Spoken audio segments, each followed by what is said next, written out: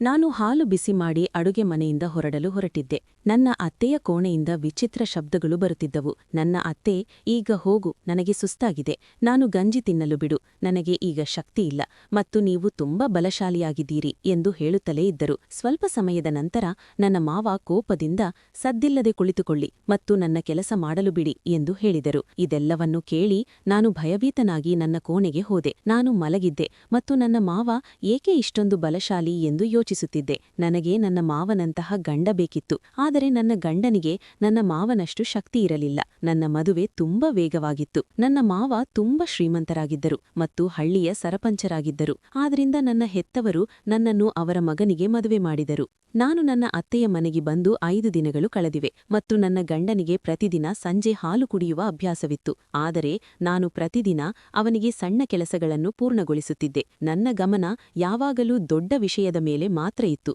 ಇವತ್ತು ನಾನು ಅವನಿಗೆ ಹಾಲು ತೆಗೆದುಕೊಂಡು ಹೋಗುವುದನ್ನು ಮರೆತಿದ್ದೆ. ನನ್ನ ಗಂಡ ಹಾಲು ತರಲು ಅಡುಗೆ ಮನೆಗೆ ಕಳುಹಿಸಿದರು ಮತ್ತು ನಾನು ಹಾಲು ತೆಗೆದುಕೊಂಡು ಬಂದು ನನ್ನ ಕೋಣೆಯ ಕಡೆಗೆ ಹೋಗುತ್ತಿದ್ದಾಗ ನನ್ನ ಅತ್ತೆಯ ಕೋಣೆಯಿಂದ ವಿಚಿತ್ರವಾದ ಶಬ್ದ ಬರುತ್ತಿತ್ತು. ನನ್ನ ಅತ್ತೆ, ನನ್ನನ್ನು ಬಿಟ್ಟುಬಿಡಿ, ನನಗೆ ಸುಸ್ತಾಗಿದೆ, ನನಗೆ ಅದನ್ನು ಸಹಿಸಿಕೊಳ್ಳುವ ಶಕ್ತಿಯಿಲ್ಲ ಮತ್ತು ನೀವು ತುಂಬಾ ಬಲಶಾಲಿಗಳು ಎಂದು ಹೇಳುತ್ತಲೇ ಇದ್ದರು. ನನ್ನ ಮಾವ ಕೋಪದಿಂದ, ನೀವು ಸ್ವಲ್ಪ ಹೊತ್ತು ಸುಮ್ಮನಿರಲು ಸಾಧ್ಯವಿಲ್ಲ, ನೀವು ನನ್ನನ್ನು ನನ್ನ ಕೆಲಸ ಮಾಡಲು ಏಕೆ ಬಿಡುತ್ತೀರಿ ಎಂದು ಕೇಳಿದರು. ನನಗೆ ಗೊಂದಲವಾಯಿತು ಮತ್ತು ನಾನು ನನ್ನ ಕೋಣೆಗೆ ಬಂದಾಗ ನನ್ನ ಮಾವ ಏಕೆ ಇಷ್ಟೊಂದು ಬಲಶಾಲಿ ಮತ್ತು ನನ್ನ ಗಂಡನಿಗೆ ಶಕ್ತಿಯಿಲ್ಲ ಮತ್ತು ದಣಿದಿದ್ದಾರೆ ಎಂದು ಯೋಚಿಸಲು ಪ್ರಾರಂಭಿಸಿದೆ. ಹೀಗೆ ಯೋಚಿಸುತ್ತಾ ನಾನು ನಿದ್ರೆಗೆ ಜಾರಿ ಬೆಳಗ್ಗೆ ಎದ್ದೆ ಮತ್ತು ನನ್ನ ಅತ್ತೆ ಮನೆಗೆಲಸ ಮಾಡುತ್ತಿದ್ದಳು ಮತ್ತು ಅವರು ಸಾಮಾನ್ಯರಂತೆ ಕಾಣುತ್ತಿದ್ದರು. ನನ್ನ ಮಾವ ಹೊಲದಿಂದ ಬೇಗನೆ ಬಂದು ನನ್ನ ಅತ್ತೆಯನ್ನು ಕರೆದು ಕೋಣೆಯೊಳಗೆ ಕರೆದೊಯ್ದರು. ನಾನು ಊಟವನ್ನು ಬೇಯಿಸಿ ನನ್ನ ಅತ್ತೆಯನ್ನು ಕರೆದಿದ್ದೇನೆ. ನಾನು ಬಾಗಿಲಿಗೆ ಬಂದಾಗ ಆ ಶಬ್ದದಿಂದ ನಾನು ಇನ್ನೂ ಗಾಬರಿಗೊಂಡಿದ್ದೆ. ಬೆಳಗ್ಗೆ ರಾತ್ರಿ ಆಟ ಮತ್ತೆ ಶುರುವಾಯಿತು. ನನ್ನ ಅತ್ತೆ, ನನಗೆ ಇನ್ನೂ ಗಂಜಿ ತಿಂದು ಸುಸ್ತಾಗಿದೆ ಎಂದು ಹೇಳುತ್ತಲೇ ಇದ್ದರು. ಅವನು ಹೇಳಿದ್ದನ್ನು ಕೇಳಿ ನನಗೆ ಭಯವಾಯಿತು ಮತ್ತು ಅವಳು ಅಡುಗೆ ಮನೆಗೆ ಹೋಗಿ ನನ್ನ ಮಾವ ಏನು ತಿನ್ನುತ್ತಾನೆ, ಅದು ಅವನಿಗೆ ತುಂಬಾ ಶಕ್ತಿಯನ್ನು ನೀಡುತ್ತದೆ ಎಂದು ಮತ್ತೆ ಯೋಚಿಸಲು ಪ್ರಾರಂಭಿಸಿದಳು. ಅರ್ಧ ಗಂಟೆಯ ನಂತರ ನಾನು ಮತ್ತೆ ಅವರ ಕೋಣೆಯಿಂದ ಹೊರಬಂದೆ. ಇನ್ನೂ ಗದ್ದಲ ಮತ್ತು ಸ್ನೇಹಿತಳು.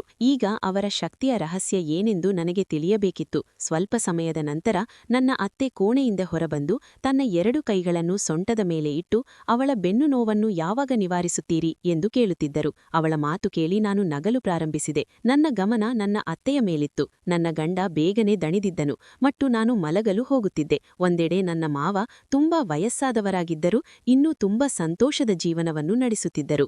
ಈಗ ನನ್ನ ಮಾವ ಏನು ತಿನ್ನುತ್ತಾರೆ ಎಂದು ತಿಳಿಯಲು ನಾನು ಬಯಸಿದ್ದೆ. ಅವರ ಶಕ್ತಿಯ ರಹಸ್ಯವನ್ನು ನಾನು ತಿಳಿದುಕೊಳ್ಳಲು ಬಯಸಿದ್ದೆ ಮತ್ತು ಕಿರುಚಾಟ ಮಾಡುತ್ತಿರುವ ಕೋಣೆ. ಆದ್ದರಿಂದ ನಾನು ಅವರ ಕೋಣೆಗೆ ಹೋಗಬೇಕು ಎಂದು ಭಾವಿಸಿದೆ. ಅವನು ನಿಜವಾಗಿಯೂ ಏನು ಮಾಡುತ್ತಾನೆಂದು ನನಗೆ ತಿಳಿಯಬೇಕು. ನಾನು ನಿಧಾನವಾಗಿ ನನ್ನ ಅತ್ತೆಯ ಕೋಣೆಗೆ ಹೋದೆ ಮತ್ತು ಒಳಗೆ ಬೆಳಕು ಉರಿಯುತ್ತಿತ್ತು. ಅಂದರೆ ಅವನು ಇನ್ನೂ ಮಲಗಿಲ್ಲ ಎಂದರ್ಥ. ಆದರೆ ನನ್ನ ಅತ್ತೆಯ ಧ್ವನಿ ಬರುತ್ತಿತ್ತು ಮತ್ತು ನೀವು ಈ ವಯಸ್ಸಿನಲ್ಲೂ ನನ್ನನ್ನು ಬಿಟ್ಟು ಹೋಗುತ್ತಿಲ್ಲ ಎಂದು ಅವರು ಹೇಳುತ್ತಿದ್ದರು. ಈಗ ನಾನು ದಣಿದಿದ್ದೇನೆ ಎಂದು ನಿಮಗೆ ತಿಳಿದಿದೆ, ನಾನು ಹೋಗುತ್ತಿದ್ದೇನೆ. ನನ್ನ ಮಾವ ಹೇಳಿದರು, ಸ್ವಲ್ಪ ಸಮಯ ಸಹಿಸಿಕೊಳ್ಳಿ, ನಂತರ ನಿಮಗೆ ನೋವು ಅನಿಸುವುದಿಲ್ಲ. ಸ್ವಲ್ಪ ಸಮಯದವರೆಗೆ ಅವನು ನಿಮಗೆ ಶಾಂತಿ ನೀಡುತ್ತಾನೆ. ನನಗೆ ಒಂದು ಧ್ವನಿ ಕೇಳಿಸಿತು ಮತ್ತು ಯಾರೂ ಕಾಣಿಸಲಿಲ್ಲ. ನಾನು ನನ್ನ ಕೋಣೆಗೆ ಬಂದು ಮಲಗಿದೆ. ಮರುದಿನ ಊಟದ ನಂತರ ನನ್ನ ಮಾವ, ಮಗಳೇ, ನಾವಿಬ್ಬರೂ ಆಟವಾಡಲು ಹೊರಗೆ ಹೋಗುತ್ತಿದ್ದೇವೆ ಎಂದು ಹೇಳಿದರು. ನನ್ನ ಹೃದಯದಲ್ಲಿ ನನಗೆ ತುಂಬಾ ಸಂತೋಷವಾಗಲು ಪ್ರಾರಂಭಿಸಿತು. ಅವನು ಹೋದ ನಂತರ ನಾನು ಬೇಗನೆ ಅವನ ಕೋಣೆಗೆ ಹೋಗಿ ಕೋಣೆಯನ್ನು ಪರೀಕ್ಷಿಸಲು ಪ್ರಾರಂಭಿಸಿದೆ. ಆದರೆ ನನಗೆ ಯಾವುದೇ ಕೈಗಳು ಅನಿಸಲಿಲ್ಲ. ಆದ್ದರಿಂದ ನಾನು ನನ್ನ ಕೋಣೆಗೆ ಹಿಂತಿರುಗಿದೆ. ಸ್ವಲ್ಪ ಸಮಯದ ನಂತರ ನನ್ನ ಪಾದಗಳ ಕೆಳಗೆ ನೆಲ ಜಾರಿದ್ದನ್ನು ನಾನು ನೋಡಿದೆ. ನಾನು ಅವರಿಬ್ಬರನ್ನು ಮತ್ತು ಪ್ರಿನ್ಸಿಪಾಲ್ ಅನ್ನು ನೋಡಿದೆ. ನನಗೆ ತಲೆ ತಿರುಗಿನಿಕೆ ಇತ್ತು ಮತ್ತು ನಾನು ಅವನ ಜೊತೆಗೆ ಅವನ ಕೋಣೆಯಲ್ಲಿದ್ದೇನೆ ಎಂದು ನನಗೆ ನಂಬಲು ಸಾಧ್ಯವಾಗಲಿಲ್ಲ. ಇಂದಿನಿಂದ ನೀನು ನನ್ನ ಕೋಣೆಗೆ ಬರದಿದ್ದರೆ ನನ್ನ ಮಾವ, ಬಾಯಿ ಮುಚ್ಚಿಕೊಂಡಿರು, ನಿನಗೆ ನನ್ನ ಮೇಲೆ ಯಾವುದೇ ಅಧಿಕಾರವಿಲ್ಲ ಎಂದು ಹೇಳಲು ಪ್ರಾರಂಭಿಸಿದರು. ನಾನು ಪ್ರತಿದಿನ ನನ್ನ ಅತ್ತೆ ಮತ್ತು ಅತ್ತೆಯ ಕೋಣೆಯನ್ನು ನೋಡಲು ಪ್ರಾರಂಭಿಸಿದೆ ಮತ್ತು ಅವಳು ಶಾಶ್ವತವಾಗಿ ಅವನೊಂದಿಗೆ ತೊಡಗಿಸಿಕೊಂಡಳು. ಒಂದು ದಿನ ಇದ್ದಕ್ಕಿದ್ದಂತೆ ಮಧ್ಯರಾತ್ರಿಯಲ್ಲಿ ನನ್ನ ಗಂಡ ನಿದ್ರಿಸಿದನು ಮತ್ತು ಅವನು ನನ್ನನ್ನು ಹುಡುಕಿ ತಾ ಮಾವನ ಕೋಣೆಗೆ ಹೋದನು. ಅವರು ಬಂದು ಅವರು ಮೂವರೂ ಒಟ್ಟಿಗೆ ಒಟ್ಟಿಗೆ ಕೆಲಸ ಮಾಡುತ್ತಿರುವುದನ್ನು ನೋಡಿ ಅವರು ತುಂಬಾ ಆಶ್ಚರ್ಯಚಕಿತರಾದರು, ಏಕೆಂದರೆ ನಾನು ನನ್ನ ಮಾವ ಕೂಡ ಒಂದು ಕಾಲಿನ ಮೇಲೆ ನಿಂತು ಪೂಜೆ ಮಾಡುತ್ತಿದ್ದರು. ನನ್ನ ಅತ್ತೆ ನನ್ನ ಪಕ್ಕದಲ್ಲಿ ದಣಿದಿದ್ದರು ಮತ್ತು ನಾನು ಹೀಗೆ ಮಾಡುವುದನ್ನು ನೋಡಿ ಇದೆಲ್ಲ ಏನು ಎಂದು ಜೋರಾಗಿ ಕೇಳಿದಳು. ನನ್ನ ಅತ್ತೆ ಸೋಫಾದ ಮೇಲೆ ಕುಳಿತುಕೊಂಡು, ನಿಮ್ಮ ತಂದೆಯವರು ಕೂಡ ಬಹಳ ಸಮಯದಿಂದ ಹೀಗೆ ಪೂಜೆ ಮಾಡುತ್ತಿದ್ದಾರೆ ಮತ್ತು ಹೀಗೆ ಪೂಜೆ ಮಾಡುವುದರಿಂದ ದೇವರು ಬೇಗನೆ ಇಷ್ಟವಾಗುತ್ತಾರೆ ಮತ್ತು ಒಬ್ಬ ವ್ಯಕ್ತಿಯು ಬಯಸಿದ್ದನ್ನು ಪಡೆಯುತ್ತಾರೆ ಮತ್ತು ನಾನು ಬೇಗನೆ ದಣಿದು ಹೋಗುತ್ತೇನೆ.